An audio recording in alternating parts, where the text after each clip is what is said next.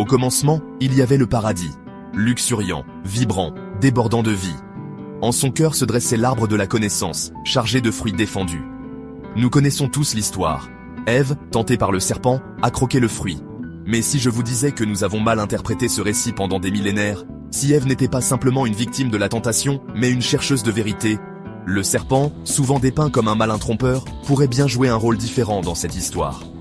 Le serpent, dans son ancienne sagesse, pourrait avoir été un guide, certes un guide qui parlait par énigmes et demi-vérité. Le fruit n'était pas simplement une pomme, c'était un symbole, une représentation de la connaissance et de la capacité à discerner le bien du mal. Le choix d'Ève, alors, n'était pas seulement une question de désobéissance. Il s'agissait de rechercher l'illumination, de faire ce premier pas vers la compréhension des complexités de l'existence. Genèse, chapitre 3, versets 1 à 5, raconte l'histoire de la tentation du serpent. Il siffle. « Dieu a-t-il réellement dit que vous ne deviez manger d'aucun arbre du jardin ?»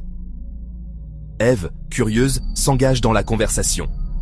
Le serpent suggère que Dieu les retient, gardant la connaissance et le pouvoir pour lui-même. Cela résonne avec le désir de compréhension d'Ève. N'est-ce pas semblable aux promesses que l'on nous murmure à l'oreille aujourd'hui ?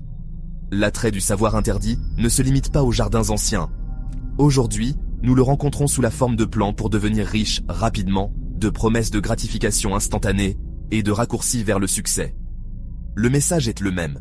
Ignorez les règles, défiez l'autorité et saisissez ce que vous désirez.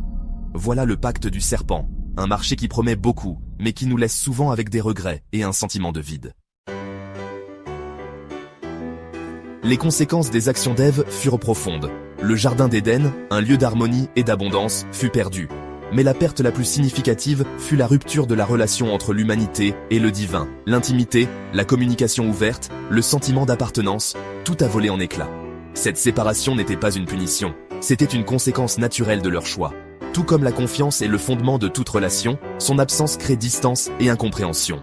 Ève et Adam, accablés par leur nouvelle connaissance et le poids de leurs actions, se sont retrouvés à se cacher de la présence même qui les réconfortait autrefois.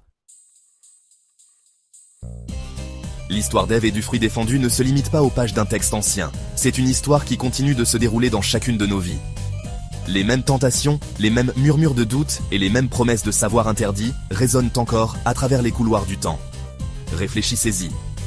Combien de fois courons-nous après des promesses vides, avides de gratification instantanée et de satisfaction superficielle ? Combien de fois privilégions-nous nos désirs aux besoins des autres, causant du tort à nous-mêmes et au monde qui nous entoure ? Ce sont les échos de l'Éden, les conséquences persistantes de ce choix originel, nous rappelant que le chemin vers l'épanouissement véritable se trouve au-delà de l'attrait de la gratification instantanée. Le serpent a planté des semences de doute dans le jardin d'Éden. Le doute sur la bonté de Dieu, le doute sur ses intentions et le doute sur son amour. Ces graines ont pris racine et leurs fruits empoisonnés continuent de nous affecter aujourd'hui. Nous le voyons dans le cynisme, le scepticisme et la peur qui imprègnent notre monde. Mais il y a de l'espoir. Tout comme les conséquences d'un choix ont eu des répercussions à travers le temps, les conséquences d'un choix différent peuvent également créer une nouvelle réalité.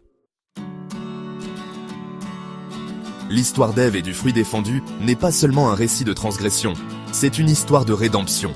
Il s'agit de reconnaître nos erreurs, d'en tirer des leçons et de choisir un chemin différent.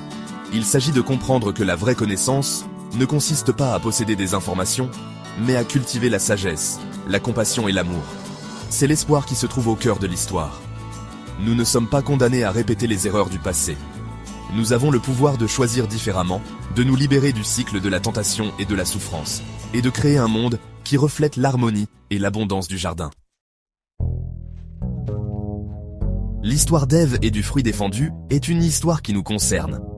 Elle concerne les choix que nous faisons chaque jour, les tentations auxquelles nous sommes confrontés et les conséquences qui découlent de nos actions.